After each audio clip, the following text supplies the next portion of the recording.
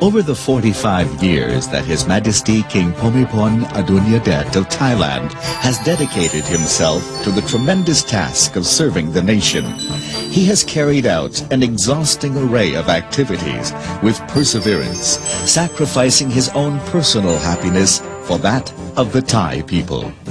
His Majesty has spent and continues to spend the majority of his time to study means of developing the country to the utmost. In short, the King is totally committed to improving the quality of life of all his people.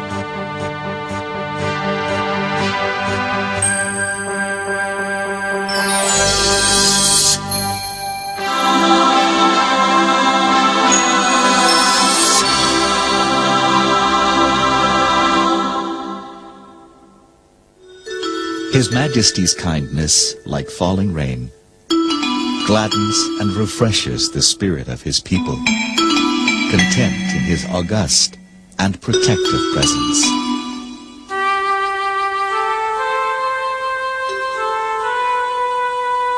Within a brief period of time, it is a far from easy task to give a complete account of all the royal activities and projects initiated by their Majesties the King and Queen for the country's development. His Majesty the King has been deeply concerned with all aspects of his people's welfare.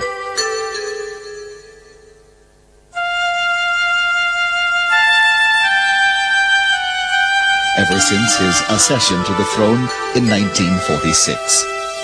He has never failed to turn a sympathetic ear to any report of trouble or need experienced by his people, nor to advise those concerned to help alleviate and eliminate such trouble. Owing to His Majesty's foresight and prudent judgment, together with the cooperation he has obtained from both the public and private sectors, no fewer than 1,800 projects have been launched.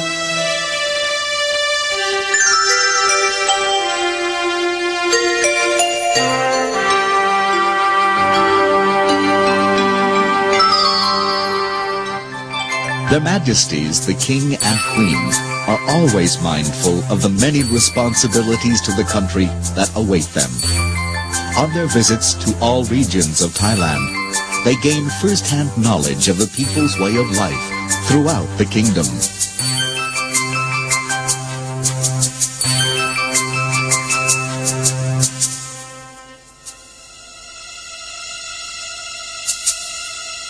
Most Thai people are farmers who often find it difficult to make ends meet, either as a result of natural disasters or environmental conditions that are hardly conducive to an easy life. These are major problems which greatly concern their Majesties. On his visits to people in remote areas, one regular practice that His Majesty always observes is to pay a visit to senior monks residing in the vicinity. The purpose of such a visit is to discuss religious matters, as well as to learn from them about the welfare of the local people. In this way, he obtains a better understanding of the problems of his people.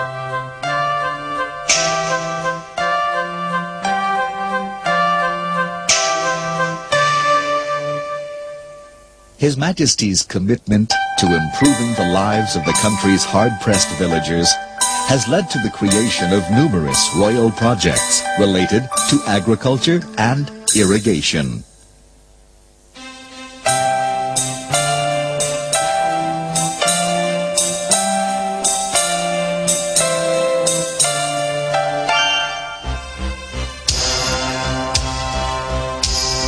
When the king becomes aware of the needs of villagers in a particular area, he first undertakes careful study of these needs. Then, in consultation with experts in relevant fields, he graciously initiates the various projects. Only when His Majesty is convinced that the projects he has initiated will be of true benefit does he permit them to be implemented in rural communities. Some examples are the tissue culture of rare and high-quality plants found in the Grand Palace compound, and the propagation of selected rattan varieties for economic purposes. It is hoped that the preservation and propagation of these varieties of rattan will lead to the creation of rattan plantations in the future. In addition, His Majesty the King has initiated experimental work in soilless culture and the breeding of Tilapia mozambica and Tilapia nilotica to be distributed to villagers throughout the country for propagation.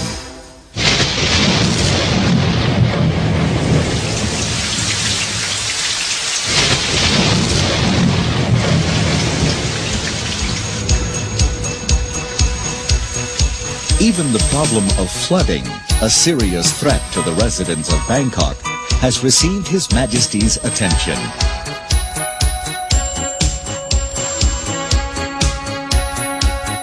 In 1980, to a group of concerned officials, the King gave advice which resulted in the adoption of numerous measures providing short and long-term solutions to the capital's flooding problems.